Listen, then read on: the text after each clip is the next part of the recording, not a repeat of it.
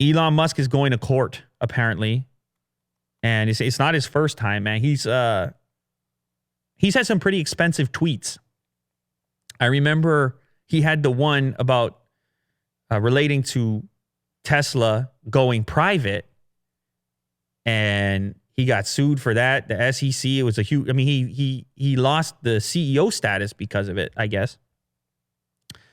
But you got to appreciate the guy's out there saying whatever he wants, which is like not a lot of CEOs doing that. Not a lot of CEOs on Twitter just talking like human beings at all. But the problem with that is the restrictions on individuals in these positions, it's just different, especially publicly traded companies. But the story Jack's talking about, low battery, the story Jack's talking about is in relationship to comments that Elon Musk made back when that situation was going on with the cave diving where those kids got trapped. Let's just do a quick recap here. Does it say anything in here about the actual event? Let's see here. It was in Thailand. That's right. Okay. So there was this soccer team, young kids, soccer team, Thailand. Soccer tournament, possibly. Who knows? And they go on this excursion. We're just doing a recap. I know you know the story, but we're doing a recap. They go on this excursion, kind of a team bonding experience. You explore these caves. And interestingly enough, my brother did almost something identical. He did something identical up in Northern Ontario with one of his hockey teams growing up.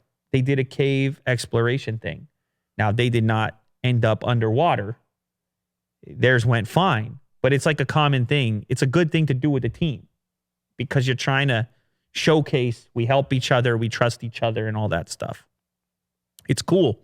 Anyway, they go down there and it doesn't go so well.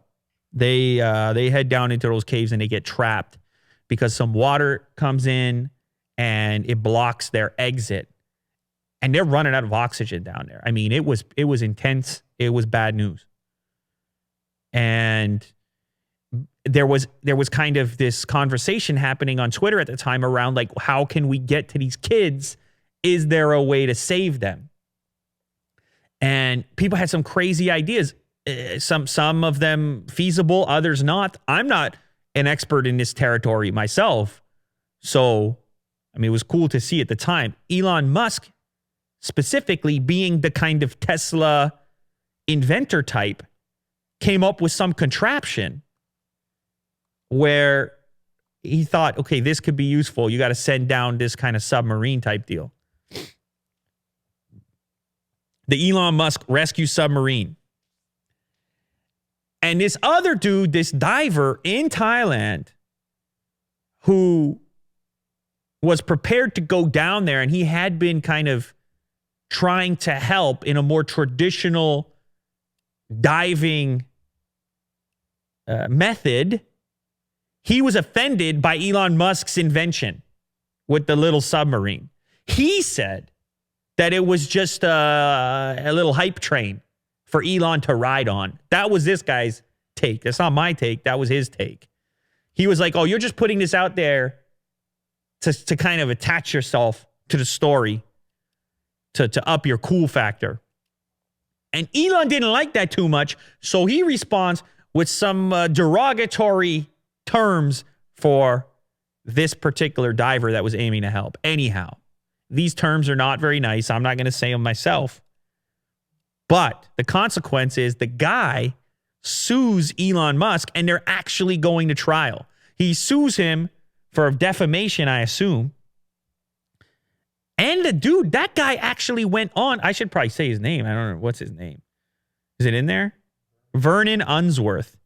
He actually goes in there and saves the kids after it's all said and done, or at least contributes in some way.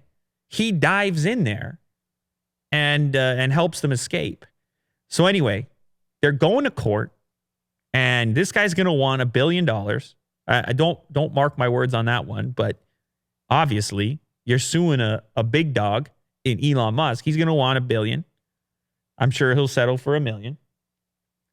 But it's a weird case. He said what he said. Did he have evidence to say what he said? I don't know. It's all very intense. And I guess it's kind of unfortunate. I don't know. It's kind of weird that they're beefing over this terminology when it was really a feel-good story. And you don't get too many feel-good stories. Like, it's a lot of tragedy today in this day and age. There are bad things that happen, and they get tons of coverage. Here you have a story where the kids made it out. And yet, here's the residual effect, is we're left with some bickering. Now, I'm sure Elon doesn't want to go to court, but this guy, he's dead set on it. So we'll follow up on this. We'll follow this story. It's interesting. You know what the lesson is? The louder your voice, the more responsibility that comes with it. If you got people listening to you, then you gotta consider what comes out. You got to consider how far and wide that broadcast is gonna. I think sometimes on Twitter it's tempting. It's tempting. Same time, there's an argument in the other direction, which is like, well, who is real these days? If everybody's kind of censoring what they're saying, where do we get the real conversation?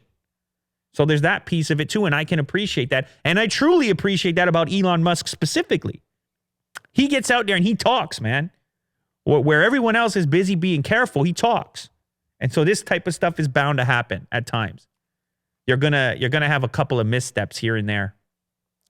Elon Musk on Rogan. Perfect example, Will, that you just brought up. He went on there, he just had at it. Like, it's not easy. I've been on Rogan's podcast a few times, and you go in there and you talk for hours. And Elon didn't back down. He's a big-time CEO, and he talked in an organic, in a natural fashion. He just talked like a regular guy, and you got to appreciate that. It's very cool. So we'll see how this pans out. Hopefully they can shake hands and come to an agreement. You know, a little bit of bickering back and forth, it's not the end of the world. Hopefully you just shake hands and you say, you know what, let's move on. It's a feel-good story. Let's move on.